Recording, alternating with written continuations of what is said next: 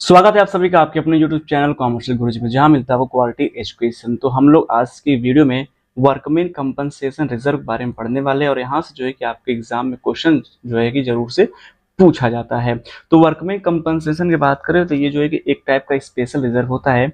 जो बड़े बड़े पार्टनरशिप फर्म होते हैं वो अपने यहाँ जो है कि अपने वर्कर्स को कंपनसेट करने के लिए जो एक रिजर्व बनाते हैं और ये स्पेशल काइंड ऑफ रिजर्व होता है। और ये रिजर्व जो है कि हर साल प्रॉफिट में से एक सर्टेन परसेंटेज जो है कि डिडक्ट करके यहाँ पर जो है इस रिजर्व क्रिएट किया जाता है। और इस मेन रिजर्व का जो मेन मकसद होता है ये ये होता है कि जैसे कि ऑर्गेनाइजेशन में अगर जैसे कि एम्प्लॉइज काम कर रहे हैं तो अचानक से किसी सर्कमस्टांसेस की वजह से हो सकता है उन्हें कहीं चोट लग जाए, कोई जो है कि बीमार हो जाए या फिर किसी को बड़ी प्रॉब्लम हो जाए, तो फर्म के पास जो है कि कुछ न कुछ उनके लिए रिजर्व होना चाहिए ताकि उस रिजर्व से पैसा निकाल करके उसका ट्रीटमेंट कर सके। नहीं तो जो है फर्म को अलग से फंड की जो है कि मैनेजमेंट करनी पड़ेगी। तो इसलिए जो है कि पार्टनरशिप फॉर्म में जो है कंपनियों में जो है वर्कमैन कंपनसेशन रिजर्व रखे जाते हैं। ठीक है, तो उससे रिलेटेड जो है कि यहाँ पर क्वेश्चन है। और जब पार्टनर्स के बीच में उनके बीच का रिलेशन चेंज होता है, जब प्रॉफिट शेयरिंग चेंज होता है या पार्टनर्स का एडमिशन होता है या डेथ होता है, रिटायरमेंट होता है, तो वहाँ पर जो है कि वर्कमैन कंपनसेशन का ट्रीटमेंट जो है आता है। तो इसमें जो है कि आपको लगभग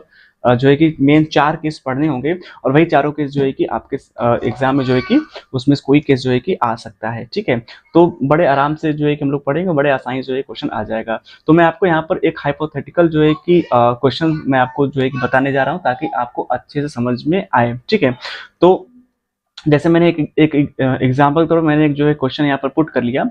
ए and B are partners having sharing profit sharing in 2:3। ठीक है, having workman compensation reserve of ₹50,000। तो उनके पास रिजर्व कितना था? 50,000 रुपये रिजर्व था।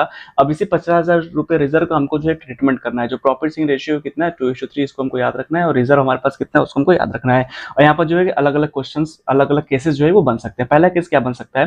पहला केस बन सकता है when there is no information for the claim. ठीक है, जब आप अपना प्रॉफिट शेयरिंग रेशियो चेंज कर रहे हैं या फिर एडमिशन हो रहा है पार्टनर का या रिटायरमेंट या डेथ हो रहा है, तो हमारा जो पहले का सारा कुछ प्रॉफिट लॉस बैलेंस शीट में एसेट्स लाइबिलिटी सब सारे कुछ को हम रिवैल्यूएट करते हैं और हर एक चीज का जो है एडजस्टमेंट करते हैं। तो यहाँ पर जो है कि नया पार्टनर्स अगर आ रहा है तो वहां पर जो है कि आप अगर आपके पास वर्कमैन कंपनसेशन रिजर्व है या फिर प्रॉफिट शेयरिंग रेशियो चेंज कर रहे हैं, तो अगर आपके पास वर्कमैन कंपनसेशन रिजर्व है तो उसका क्या ट्रीटमेंट होगा, वही ट्रीटमेंट लोग करेंगे। तो जब आपके पास जो है कोई भी इंफॉर्मेशन हो क्लेम का, ठीक है, कोई भी इंफॉर्मेशन क्लेम का, तो इस 50,000 रुपए पर किसका होगा? पार्टनर्स का होगा। और उसको यही ओल्ड रेशियो में, यहाँ पर new ratio sacrificing in ratio से कोई मतलब नहीं होता है। जो वर्कमैन कंपनसेशन रिजर्व का जितना ट्रीटमेंट होगा वो सब सारे ओल्ड रेशियो में होगा। ठीक है, जो भी पहले के प्रॉफिट होंगे, पहले के लॉस होंगे, एसेट्स लायबिलिटी रिवैल्यूएट होगा, उसमें जो भी प्रॉफिट लॉस होगा सब जगह पे जो है कि आपको ओल्ड रेशियो ही काम में लेके आना है। ठीक है, वहां पर gaining sacrificing and new ratio का कोई भी मतलब नहीं होगा। तो जब आप प्रॉफिट शेयरिंग रेशियो चेंज करें, हो सकता है ये ए बी जो है कि फ्यूचर में वो बोल रहे हैं कि हम ना प्रॉफिट जो 1:1 रखेंगे, तो जो आपका पहले का जो सारा कुछ मामला है उसका आप क्या करें? सेटलमेंट करेंगे। तो यहाँ पर वर्कमैन कंपनसेशन का हम सेटलमेंट कर रहे हैं। और यहाँ पर जो है कि पूरे साल में जब भी आपका ये प्रॉफिट शेयरिंग रेशियो जो चेंज हो रहा है वहां पर जो है कि क्लेम कोई भी नहीं है। तो 50,000 ये प्रॉफिट का हिस्सा है और किसका हिस्सा काट के ये रखा गया है? ये पार्टनर्स हिस्सा काट के रखा गया है। तो इस पर सिर्फ और सिर्फ पार्टनर्स होगा। और यहाँ पर एक सिंपल सिंडे ट्रांसफर करेंगे। क्या ट्रांसफर करेंगे? यहाँ करेंगे वर्कमैन, ठीक है, workman compensation reserve account debit to A's capital, ठीक है, एंड टू बीस कैपिटल। ठीक, जो वर्कमैन कंपनसेशन रिजर्व का जो पैसा है 50,000 रुपए, वो पार्टनर्स में उनके प्रॉफिट शेयरिंग रेशियो क्या करेंगे? बांट देंगे। तो इनको हो जाएगा, मिल जाएगा, ए को 20,000 रुपए और इनको मिल जाएगा 30,000 रुपए। ये बांट करके जो है कि एंट्री जो है क्लोज कर देंगे। और नरेशन लिखना चाहते हैं तो लिख सकते हैं workman compensation reserve amount has been distributed among the partners. तो आपका ये केस एक हो गया। ठीक है, दूसरा केस देखते हैं।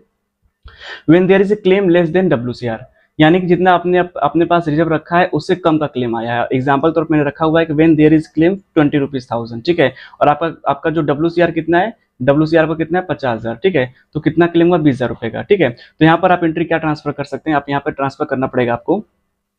सबसे पहले, अब मैं शॉर्ट चल रहा हूँ, ठीक है, वर्कमैन कंपनसेशन रिजर्व पूरा नहीं लिखूंगा, तो मैं यहाँ लिख रहा हूँ WCR workman compensation reserve account debit.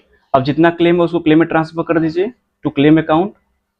ठीक है, उसका जो पैसा बच रहा है वो पार्टनर्स कैपिटल में चला जाएगा टू एज कैपिटल। ठीक है, जो 30,000 रुपये बचेगा उस पर किसका हक होगा, ए का और बी का, और क्या हो जाएगा टू बीज कैपिटल अकाउंट। ठीक है, इजिली ट्रांसफर कर देंगे। WCR के सामने 50,000 रुपये, उसके बाद जो है क्लेम में कितना, क्लेम कितने का है 20,000 रुपये का, तो 20,000 रुपये क्लेम में चला जाएगा, बाकी बचा कितना 30,000 रुपये। 30,000 को प्रॉफिट शेयरिंग रेशियो जो है कि इनका क्या है 3:2। ठीक है, तो यहाँ पर जो है कि ए को मिल जाएगा 12,000 रुपये और बी को मिल जाएगा 18,000 रुपये। 30,000 को 3:2 में बांट देंगे। ठीक है, ये आपका एंट्री जो है कि बन गया। ठीक है, केस 3 क्या हो सकता है, when claim is equal to WCR।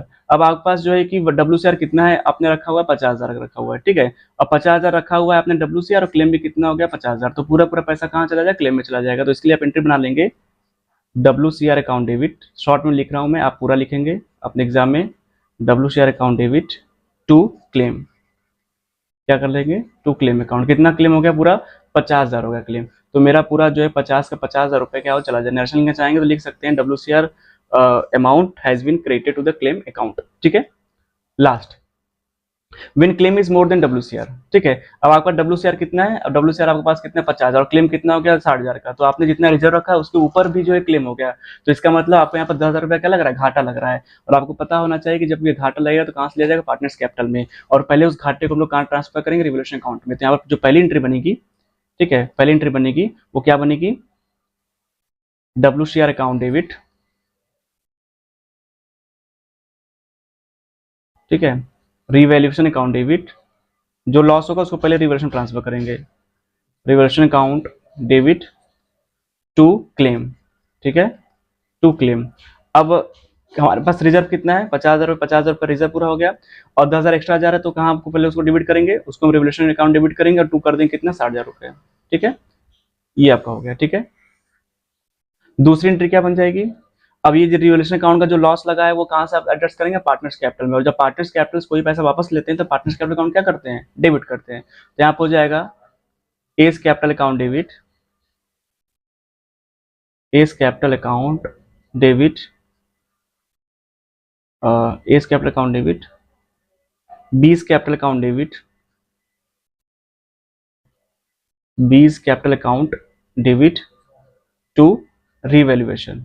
ठीक है, टू रिवैल्यूएशन अकाउंट। ठीक है, अब घाटा कितने लगा है 10,000 रुपये, 10,000 रुपये को 2 में क्या करें, बांट लेंगे, तो एक एक खाते में घाटा जाएगा 4,000 रुपये, एक एक खाते में जाएगा 6,000 रुपये, और दोनों मिला हो जाएगा 10,000 रुपये। ठीक है, यहाँ पे लिख दें being partners capital account adjusted via revaluation. ठीक है, तो इस तरीके से आपका WCR का जो चारों केस है, ये चारों केस बड़े आराम से इस तरीके से सॉल्व हो जाएगा आसानी से।